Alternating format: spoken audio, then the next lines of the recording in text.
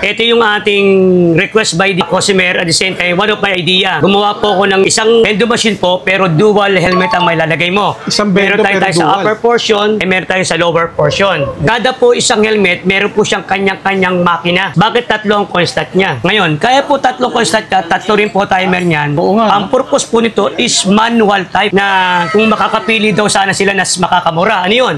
Like example, kunwari nabasa lang aking helmet, gusto ko matuyo, so dito na ako maguhulog sa heater lang. May mga option dito sa manual. 20 pesos lang halaga. Ganda. Mapapatuyo ko aking helmet. Bumasa. Ngayon, kunwari, tuyo naman yung helmet ko. Gusto ko naman bumbango siya. At the same time, merong patayin din na active bacteria. So dito ko maguhulog sa number 2. Meron siyang pug smoke tsaka perfume. Kung gusto mo lang pabangohin. Ngayon, napansin niyo umilaw siya. Pag umilaw siya, ibig sabihin mahinit na yung makina. Pwede ka na maguhulog niyan at lalabas na yung pug dyan, yung smoke. Together with perfume niya. Kasama na. Ngayon, yung susunod naman natin yung UV light. Paano naman itong yung UV light, iilaw yan sa taas. Iilaw yan pag inulugan ko yan. May 20 peso ko, hulugan ko para umilaw. Ayun, napansin mo, umilaw na siya. Sa lagang 20 pesos, within 3 minutes, may UV light na yan. What is the purpose of UV light? Antibacterial yan. Antiseptic siya. Antifungal siya. Yun ang purpose niya. Papatayin niya lahat yun, yung mga germs na yun. Bukod na pinapatay antibacterial niya, tsaka germicidal, sumasabay din yung aking pabango. At the same time, yung antibacteria ng pag niya.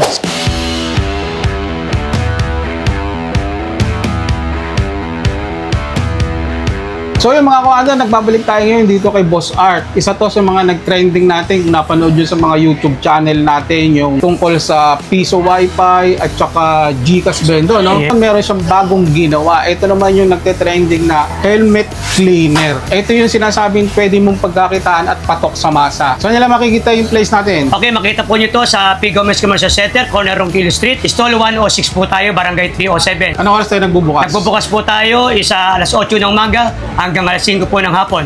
Daily ba yan, boss? Daily po. Ang pahinga ko lang po, pag-uwian na sa bayan po. So sa lahat ng mga detalye, lalagay ko po sa comment section, i-check nyo na lang. So ito mga kawander, si Boss Art, check natin yung binibenta niyang helmet cleaner machine. Boss. Okay, papaliwanag ko po sa inyo. Ito yung ating request by the customer. At the same time, one of my idea. Gumawa po ako ng isang endo machine po, pero dual helmet ang may lalagay mo. Isang bendo meron tayo sa upper portion, meron tayo sa lower portion. Ayun. And pangalawa, kada po isang helmet, meron po siyang kanyang-kanyang makina. Okay. May kanya-kanya po siyang makina. Makikita naman po sa loob. Hindi po isang makina, dalawa. Hindi po pwede po ganon. Kailangan po tig-isa yan. Bakit tatlo ang constant niya? Ngayon, kaya po tatlo constant ka, tatlo rin po timer niyan. Oo nga. Ang purpose po nito is manual type. Manual type. Oo. Automatic ba nito, boss? May automatic din siya doon sa isang cleaner machine ko na naka-single helmet lang. This one of the most requested ng customer na kung makakapili daw sana sila na makakamura. Ano yun? Like example, kunwari nabasa lang aking helmet, gusto ko matuyo, so dito na ako maguhulog sa heater lang. May mga option dito sa manual. 20 pesos lang halaga. Ganda. Mapapatuyo ko aking helmet. Bumasa. Ngayon, kunwari, tuyo naman yung helmet ko, gusto ko naman bumbango siya. Bumango siya. At the same time, merong patayin din na active bacteria. So dito ko maguhulog sa number 2. Meron siyang pug smoke tsaka perfume. Kung gusto mo lang pabangohin. Ngayon, napansin niyo umilaw siya. Pag umilaw siya, ibig sabihin mahinit na yung makina. Pwede ka na maghulog niyan at lalabas na yung pug dyan, yung smoke. Together with perfume niya. Kasama na. Ngayon, yung susunod naman natin yung UV light. Paano naman itong yung UV light, iilaw yan sa taas. Iilaw yan pag inulugan ko yan. Kunwari, inilugan ko siya kunwari, yan. Hulugan ko, paiilawin ko yung siya. May 20 peso ko, hulugan ko para umilaw. Ayun, napansin mo, umilaw na siya. Sa lagang 20 pesos, within 3 minutes, may UV light na yan. What is the purpose of UV light? Antibacterial yan. Antiseptic siya. Antifungal siya. Yun ang purpose niya. Papatayin niya lahat yun, yung mga germs na yun. Yun ang purpose ng ano niya. Ngayon, tatakbo yan within 3 minutes.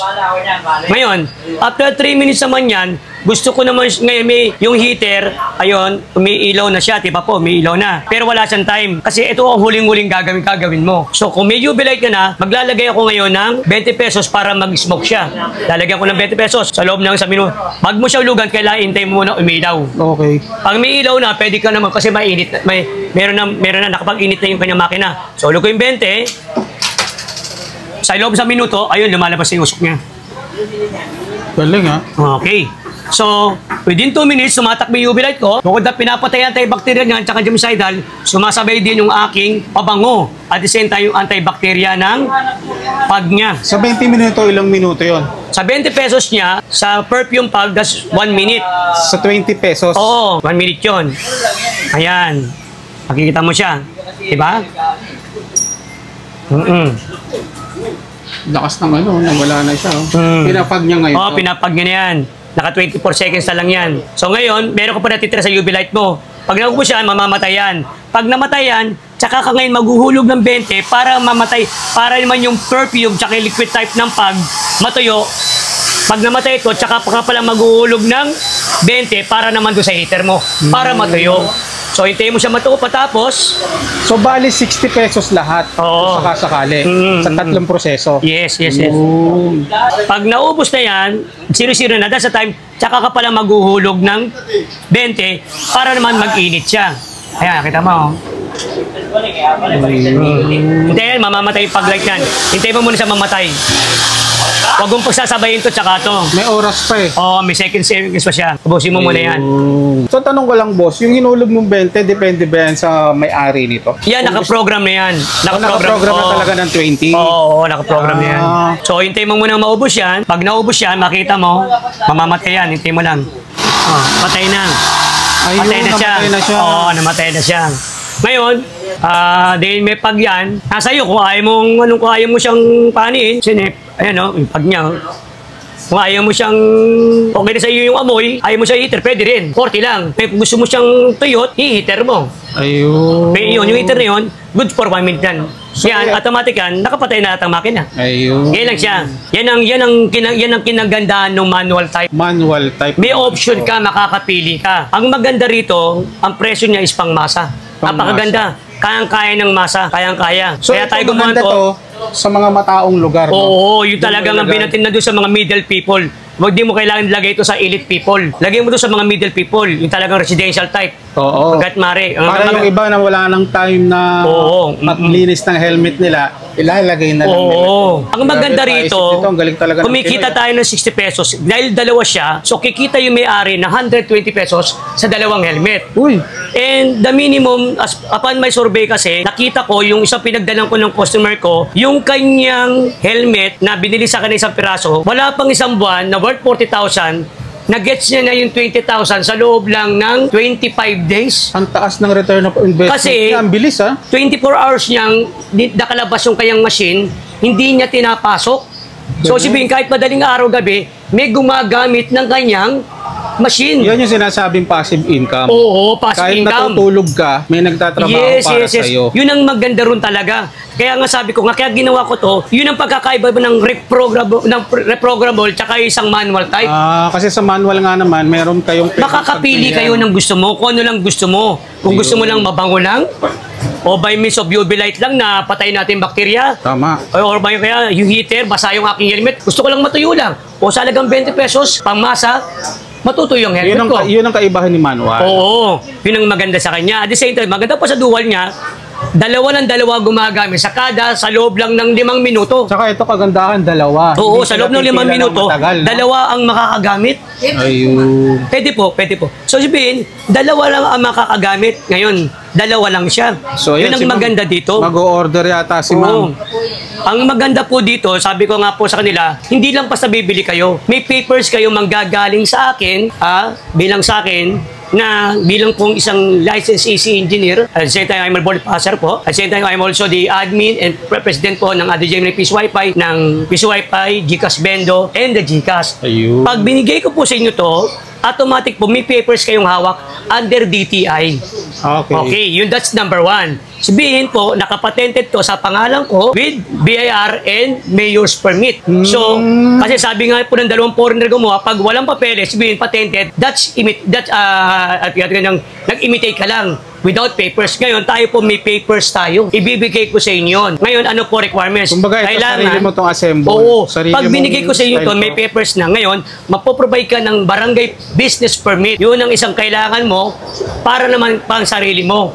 Na pinapayagan ka ng barangay na magtayo ng ganito together with my patented DTI na permit. Ayun. Ito ba, hindi ba malakas sa kuryente to? Hindi naman. Kasi unang-una, kaya ako nga kinumpit yan ng ganung minuto lang. Kasi if I after na patatagalan ko siya, number one, sobrang kuryente iigopin niya yan. Kasi ilang makina yan. Kasi tatakbo ng 24 hours, pwede. Oo. Ngayon, kung tatakbo lang siya 24 hours at certain minute lang ang tatakbo, a minute lang siya tatakbo, the maximum is 3 minutes from the UV light.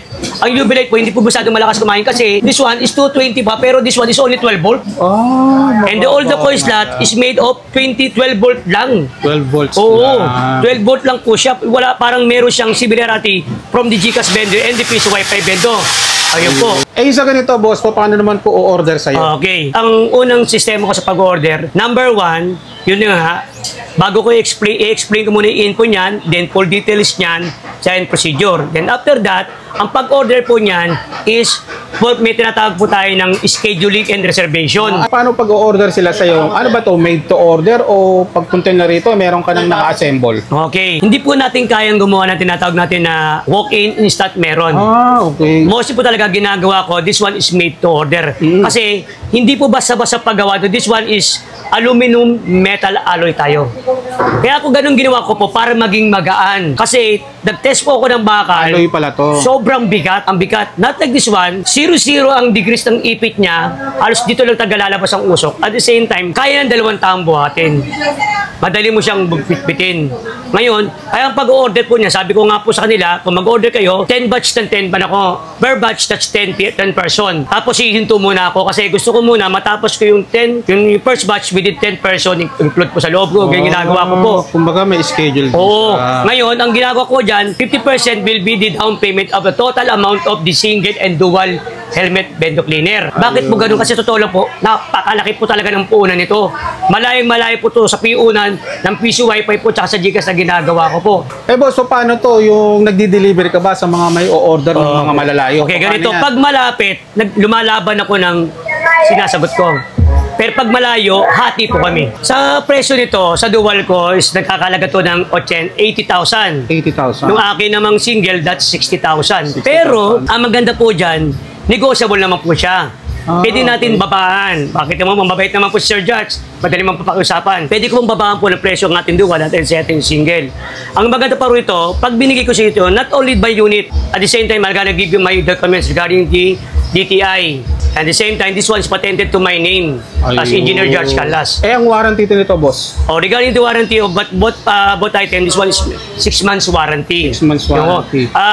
Pag sa po nasira, hindi po ko po dire-repair. Automatic po, palit po tayo. Palit ng Hindi po pyesa. tayo gagawa ng para na padadala yung gamit, sira po. Hindi po. Pag sira, padala yung sira, ako mo po, padadala ko sa inyo yung buo. Hindi sa loob po ng 6 months, wala po tayo yung tinatawag na repair. Automatic replace po kagad. Replace ka. Kung masira ang net, ang pagpalit, palit. Masira ang heater, palit. Masira ang constant, palit. Saan nila makikita yung place natin, boss? Ito, makita po natin, nandito po tayo sa P. Gomez Commercial Center at stall 106. Yan, Barangay 307 po tayo. Anong oras tayo nagbubukas? Nagbubukas pa tayo from 8 a.m. to 5 p.m. po. And pwede po nyo ko tawagan through cellphone or try to get in touch to si Alex and get immediately my phone number, the 0951-6950-487. Ayun. So sa lahat ng mga detalye mga kawander, ilalagay ko na lang po sa comment section. Check nyo na lang po. Ayun. Thank you, boss. Salamat na marami po sa inyo sa tiwala po sa amin. Maraming salamat po sa mga nagtiwala sa akin sa Piso Wi-Fi, sa GCash, sa Yossi Bendo. Ngayon may bagong gawa po tayo na helmet cleaner machine, pang masa, pang tulong po sa mga nangangailangan, madagdagan ng negosyo. Kahit sa murang halaga po, kikita tayo, kikita rin po tayo. At magugustuhan din po ng mga rider natin. Dahil sa murang halaga po, pagkakaroon po sila ng magpapalinis ng machine sa halagang 20 pesos, heater, 20 pesos pag perfume, and UV light, antibacterial, anti-germicidal. So maraming salamat po sa inyo sa nagtiwala po sa akin. Ito po si Sir George Calas, kasama po sa inyong maraming salamat po and God bless po to all. Salamat po, God bless po.